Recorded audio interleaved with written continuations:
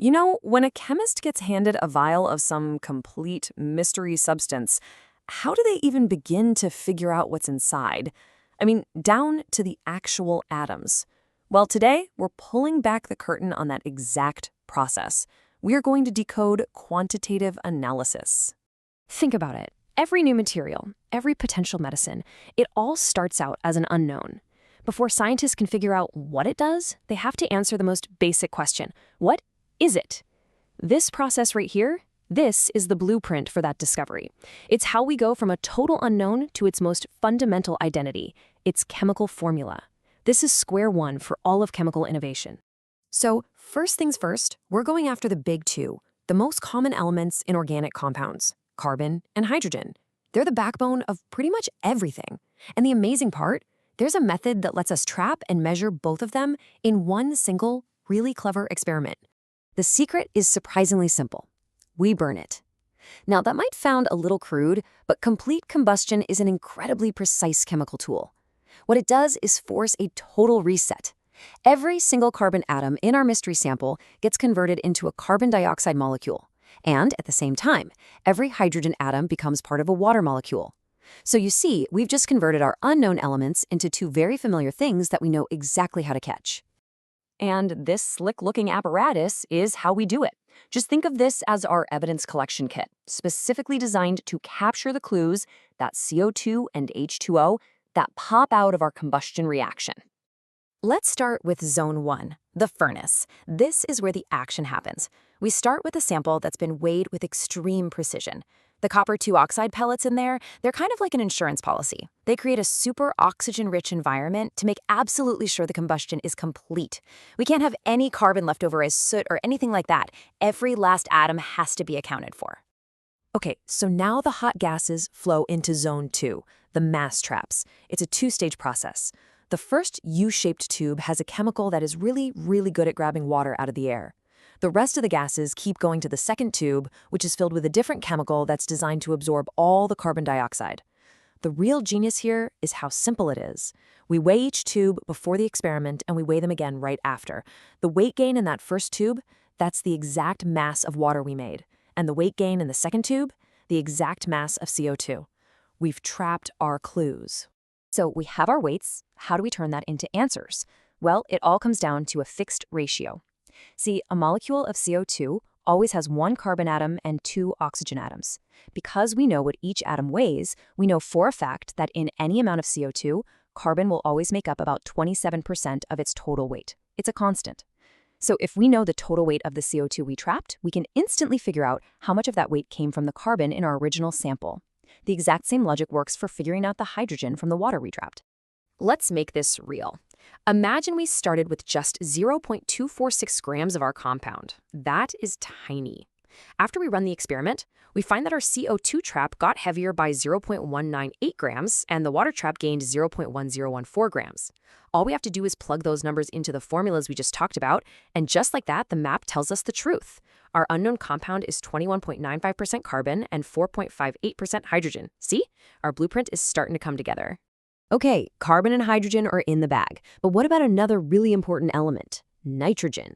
This is where our detective story hits a plot twist, because nitrogen, well, it doesn't like to play by the same rules.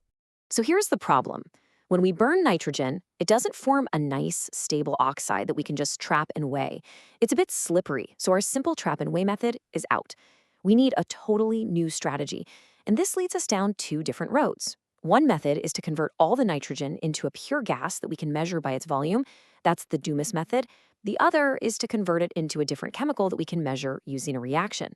That's the Kildall method. Let's go down that first path, the physical approach. This is the Dumas method. The goal here is pretty straightforward. Let's turn all the nitrogen in our sample into pure nitrogen gas, N2, and then just measure the volume, how much space it takes up. Now this setup looks a little complicated, I know, but the idea behind it is solid. We burn our sample again, but this time the gases pass over a hot copper mesh. This little step makes sure any strained nitrogen oxides get turned back into pure N2. Then the whole gas mix bubbles up through a device called a nitrometer.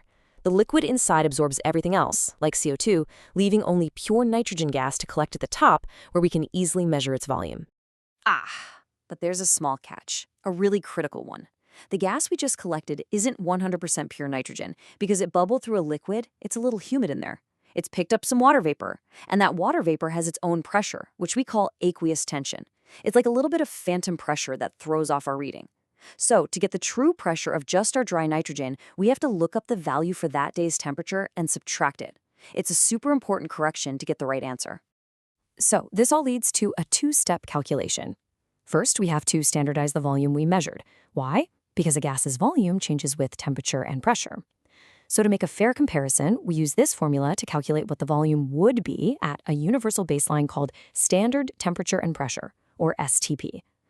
After we get that standardized volume, the second step is actually pretty easy. It's a known fact that at STP, 1 mole of nitrogen gas, which weighs 28 grams, always takes up 22,400 milliliters.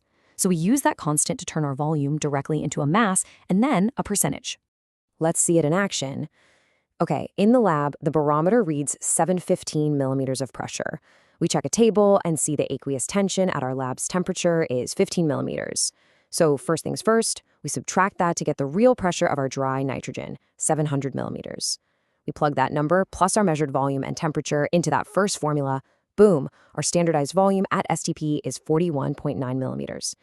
Now for the final step, we use that volume in our second formula, and we've got our answer. The compound is 17.46% nitrogen. All right, on to our second strategy for nitrogen, the chemical approach. This is known as Kjeldahl's method. The philosophy here is totally different. Instead of physically isolating nitrogen gas, we're going to chemically transform all the nitrogen into a new compound, ammonia, which we can then measure with incredible precision. I like to think of the Kjeldahl method as a 3-act play. In Act 1, digestion, we heat our sample with some strong acid to turn all of its nitrogen into something called ammonium sulfate. In Act 2, distillation, we add a base, which frees that nitrogen as pure ammonia gas. And for the grand finale, Act 3, titration, we capture that ammonia in a solution and measure exactly how much of it we made. The really clever part here is a technique called back titration. Let me explain. Imagine you have a pitcher with exactly 1 liter of lemonade. That's our acid. You use some of that lemonade to neutralize a spill. That's the ammonia reacting with it. Instead of trying to measure the spill, you just measure how much lemonade is left in the pitcher. Let's say you have 300 milliliters left. Simple subtraction tells you that you must have used exactly 700 milliliters. That's back titration. We measure what we didn't use to figure out exactly what we did use. From there, we can calculate the nitrogen. Let's put some numbers to this. So in our experiment, the ammonia we made neutralized exactly 10 milliliters of our standard acid. That's the amount of lemonade we used. And because we know the precise strength or molarity of that acid, we can calculate the exact number of ammonia molecules that were produced. Working backwards from there, we find the mass of nitrogen in our original sample. And the final result here? This compound is 56.0% nitrogen. All right. We have covered a ton of ground and looked at some pretty different ways to investigate these compounds. So for our final summary, let's bring it all together and figure out which tool is right for the job. So, Dumas versus Kjeldahl. How do you choose? Well, this table makes it pretty clear. The Dumas method is universal. Since you're just measuring pure N2 gas, it works on pretty much any organic compound you can throw at it. Kjeldahl's method is often simpler to set up in the lab, but it has a big catch. Because it relies on that initial chemical conversion, it just fails. If the nitrogen is part of certain structures like nitro groups, or if it's in a ring structure like pyridine, the chemistry just doesn't work in those cases. And here it is, our final toolkit all in one place. We've got our simple ratio-based formulas for carbon and hydrogen from the masses we drop. And then we have our 2 specialized formulas for nitrogen, the Dumas formula, which uses that corrected gas volume, and the Kjeldahl formula, which works with our titration data. These equations right here are the engine that turns our raw lab data into a precise elemental blueprint. So we did it. We've created our elemental blueprint. We know the exact percentage of carbon, hydrogen, and nitrogen in our mystery compound. But this is just the first critical step. This tells us the ingredients, but it doesn't tell us the recipe.